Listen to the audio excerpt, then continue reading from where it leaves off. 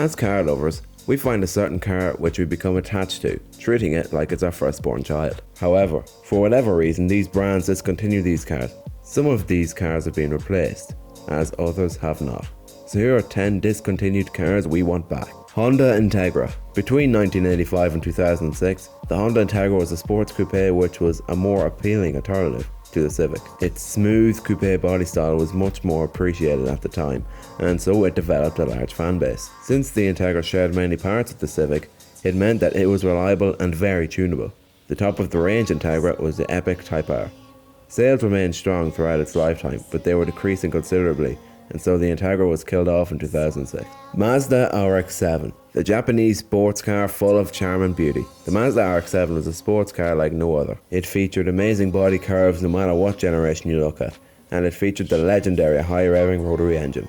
It gained a large fan base in its lifetime, and it did sell well. However, it did lose buyers as it simply couldn't live with the rotary engine.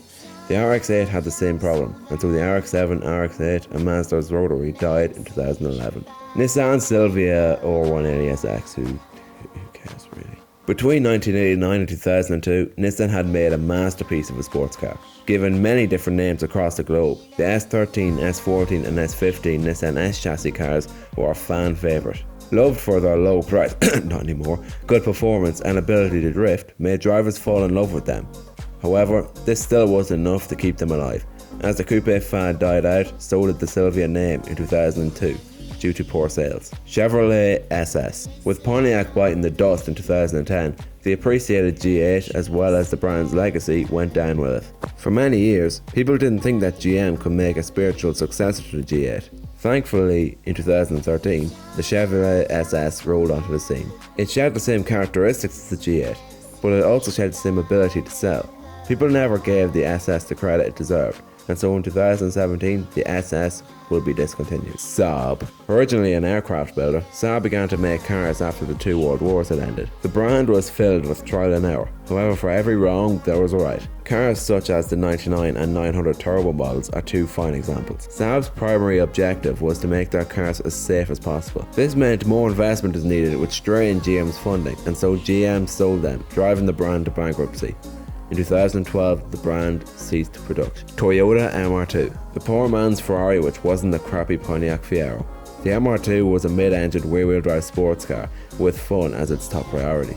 It was fast and economical, making it very appealing. Sadly, as the coupe fad had died and the fact that the cars had become more safer, the MR2 struggled to fit in, and as a result, the poor sales killed the MR2 in 2007. Cadillac CTS-V Wagon. Today, a CTS-V is still available. However, its more practical brother, the CTS-V Sports Wagon, gained the extra cool points. It was just as fast as the saloon, and it could be handled with a 6-speed manual gearbox. It was music to car guys' ears. However, the overall majority of CTS-V buyers opted for the saloon or the coupe, and so poor sales meant that the CTS-V Wagon was killed off when the 3rd gen CTS-V was released. Holden and Ford Australia.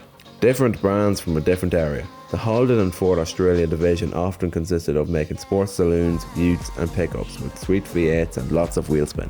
They were loved by Aussies and loved by car lovers across the globe. However, both Holden and Ford Au had their problems. The strong Australian dollar had crippled sales, meaning that more money was going into the brand rather than out of it. So both brands ceased production in 2017. Toyota Supra. Yeah, there's a lot of Japanese cars on this list. The Toyota Supra has been the unsung JDM hero for decades. And you forgot the Skyline. Beginning production in 1978 as a better Celica, the Supra has gained many fans thanks to its styling, appearance in movies, and massive tuner scene. You could say it was a real Supra car. Anyway, poor sales crippled this car no matter how good it was, and so in 2002, the Supra became a sports car for the history books. But on the plus side, the Supra could return in 2018, but as an automatic hybrid, and we know how that makes us feel. Mitsubishi Evo. Easily one of the greatest sports saloons in history, the Mitsubishi Evo was a sports saloon with a small but mighty engine. Its 2-litre 4G63 engine produced buckets of power, which still remains unbeaten to this day.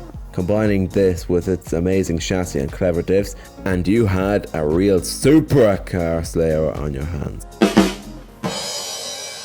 Unfortunately, emissions concerns, poor sales and other stupid crap caused the Evo to cease production in 2016, leaving its incredible legacy behind.